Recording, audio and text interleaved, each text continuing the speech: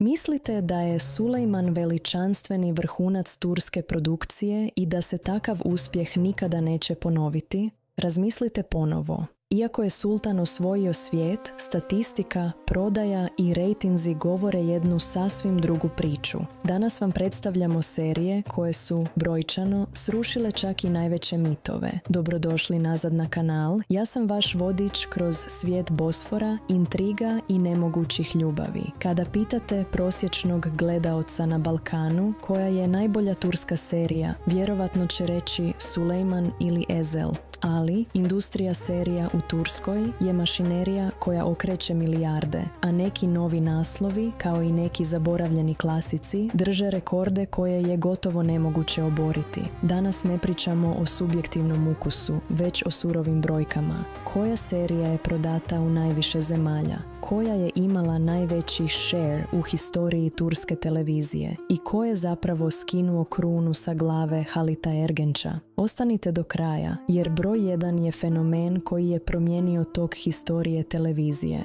Krećemo sa našom top 10 listom. Broj 10, 1001 noć, Bin Bir Gece, serija koja je sve počela. Na 10. mjestu moramo odati počast pioniru.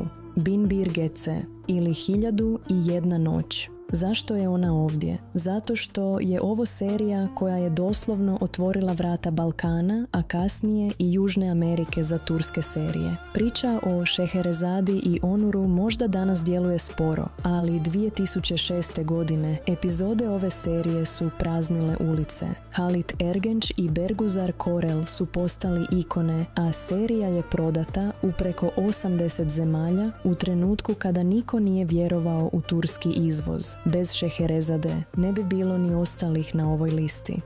Broj 9, Ptica ranoranilica Erkenci Kuš, romantična komedija koja je pokorila Italiju i Španiju. Skačemo u modernije doba. Turska nije samo drama i suze, oni su majstori ljetnih rom-komova.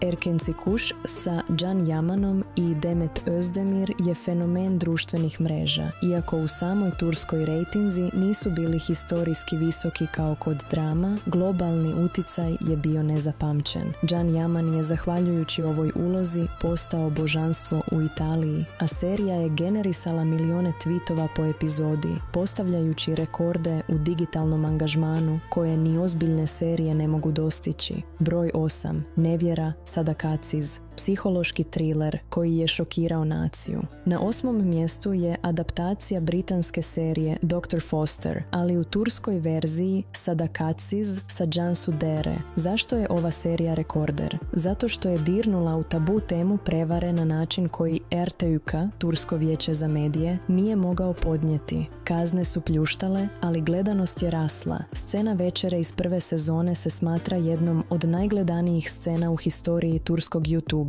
Cansu Dere je potvrdila status kraljice drame, a serija je dokazala da publika želi osvetu, a ne samo suze.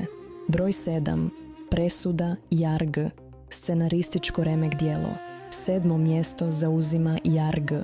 Ovo nije klasična sapunica, ovo je krimi thriller koji je dobio prestižnu međunarodnu Emmy nagradu za najbolju telenovelu. Pinar Deniz i Kaan Urgančolu su stvorili hemiju koja se rijetko viđa.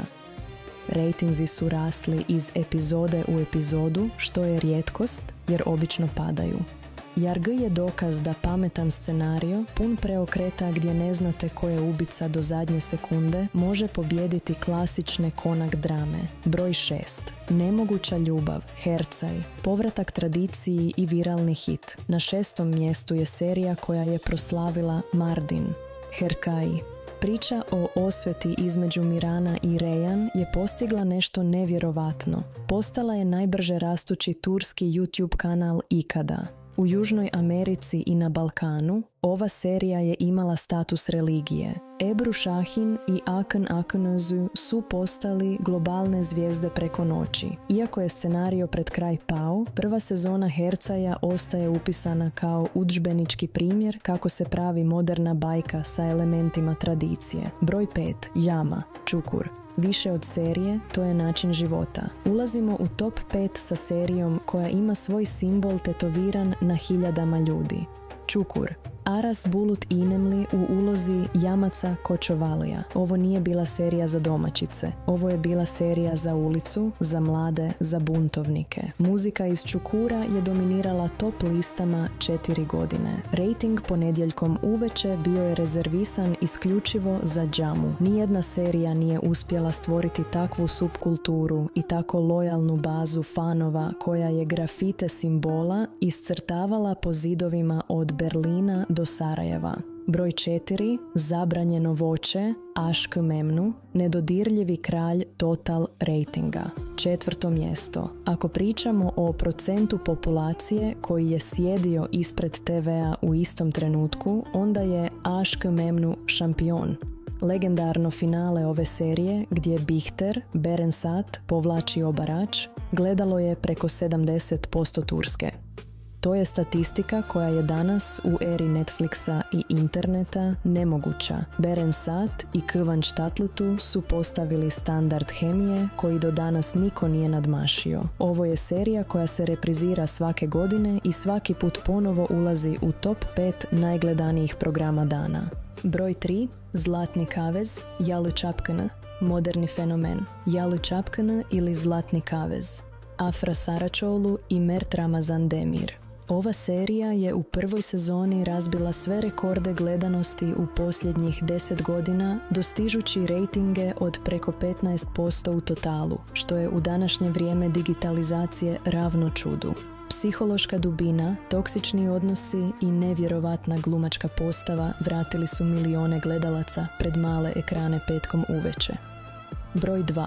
Beskrajna ljubav, Kara Sevda, prvi turski Emmy i globalna dominacija.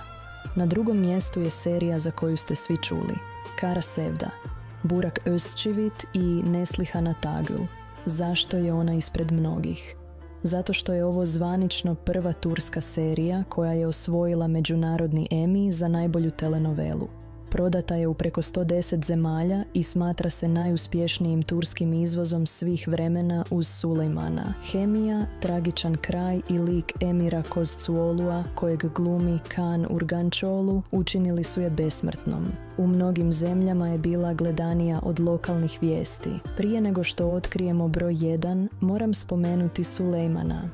Da, Muhteşem Yüzyıl je gigant. Ali serija koja je na prvom mjestu nije samo serija. Ona je postala državno pitanje, političko oruđe i globalni pokret koji je Turskoj donio soft power kakvu nisu mogli ni sanjati.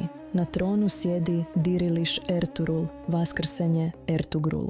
Ovo nije samo najgledanija serija. Ovo je fenomen koji je ušao u Guinnessovu knjigu rekorda.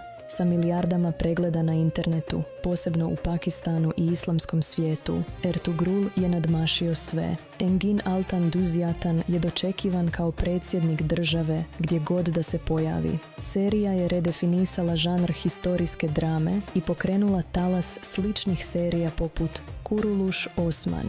Ako gledamo globalni doseg i broj ljudi koji su pogledali bar jednu epizodu, Ertugrul je apsolutni neprikosnoveni kralj. Koja je vama serija sa ove liste najbolja, a koju ste prestali gledati na pola? Da li je po vama Sulejman ipak broj 1 bez obzira na statistiku? Pišite mi u komentarima, pretplatite se na kanal za još ovakvih analiza i vidimo se u